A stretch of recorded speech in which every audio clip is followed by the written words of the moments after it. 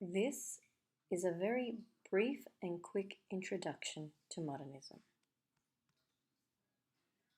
Modernism literally means after postmodernism.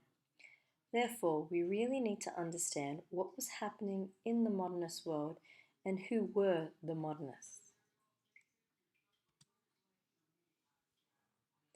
Modernists celebrate. What you need to understand is that education and literacy is a fairly new thing during the modernist era, so we're talking about the 1900s. Now, people were educated enough to read, learn, and understand facts. The modernists were searching for the truth, and science was a tool used to help them experiment logically to reveal facts about the world that they were living in. Due to the development of science, philosophy, maths, and engineering, man was able to build and create their own world.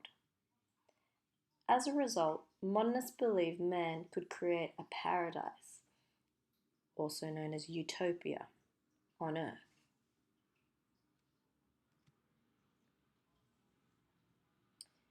Here are some images to remind us of how fantastic and exciting the modernists believed the world actually was, especially in its development. At the top, there's a map of America. The discovery of new worlds was very important to the modernists, as it meant new resources and new economies and new ways of examining and looking at this world that they live in.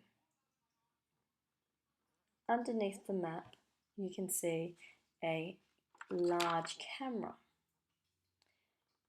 The camera, for the first time in the 1900s, people were able to capture the real world in real time accurately. So it was machines and machines being able to take over man's job without it being subjective. So without the trace of the man's hand, actually presenting the world as it is in a raw state. Now, next to that on the right hand side, there's a train. Trains are an important and exciting kind of invention at the time because it now meant that people could travel around the countryside easily and goods could be traded from one location to another, and goods were spread more widely than ever before. This also meant new business. And the other thing you need to remember in that particular picture is that bridge. The bridge is a reminder of man's superior ability to engineer their world.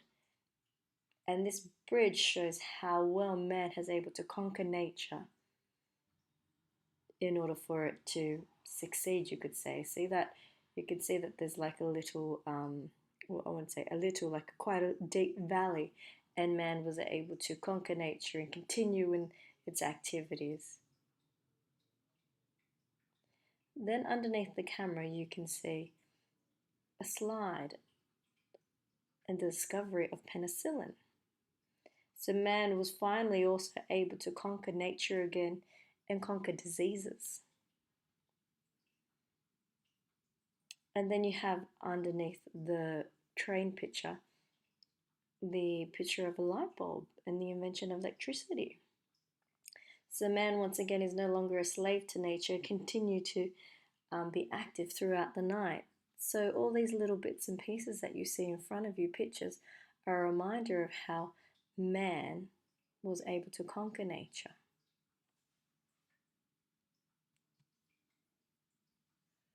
Modernist politics. So you need to understand what the modernists were against at the time. So in the 1900s, they were very much against the church. Because prior to this, the church was basically in charge of most communities and pretty much dictated what was considered acceptable or not. The church was known to manipulate others for their own needs, and lots of people felt trapped. But due to, the middle class becoming better educated, they were able to learn about science and they found a new way to understand the world other than through religion. Then they were also against royalty and old hierarchies as such. Royalty and royal families were often self-invested and did not care for the wider community. They were wealthy because they collected taxes from the community that they were supposed to represent. And these taxes basically helped support their expensive lifestyles. And generally speaking, people just had enough. They're also against formal art academies. It's important to note that these academies were run by royal families, or the church. Therefore, they only explored the tastes of a very few people.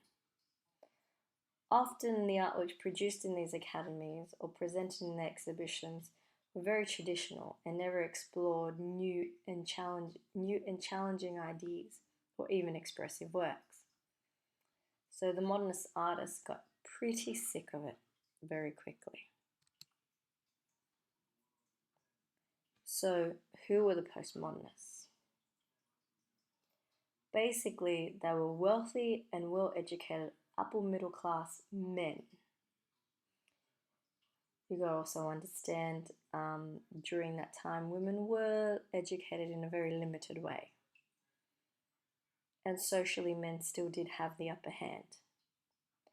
So the modernist and the modernist artists that we're talking about during this time were also known as bourgeoisies. They formed groups who shared common criticisms of the world and common ideas in art.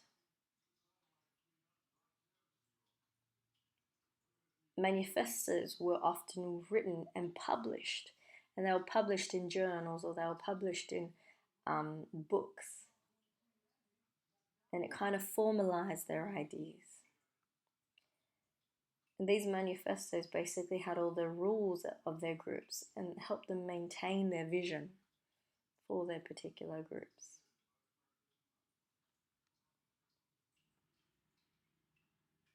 Basically, these bourgeoisies were rich men, or wealthy men, you could say, who basically didn't have to work every day to survive. So, because they were men of philosophy and of education, they would meet in parks or cafes or entertainment venues to discuss, the important things in life, or, how could we solve the world's problems, or, what is next for the art world after the camera. So here's an example of a manifesto written by the Dadaists. On the top right-hand side, you can see, the bourgeoisies, leisurely traveling the world. And that's the other thing I forgot to bring up is the fact that, because they were wealthy, they were actually well-traveled as well, not only well-educated. And below you can see, the romantic idea of all these, modernists coming together in the cafe and discussing, life and, what's next in this new exciting world that they lived in. So basically this is the modernist summary. Modernist groups are made up of wealthy and well-educated men, focus on new and scientific discoveries and new technologies that they were very excited about, were against the church, royalty and art academies, and basically responding to the atrocities of war. So that's another thing I forgot to bring up in regards to war. Some of these bourgeoisies were really against the idea of war because of all the destruction that happened in World War One. And they believed that they could create a better world and that they didn't need the church, they didn't need royalty, or they didn't need the dictation of art academies to tell them how to create better art and a better world.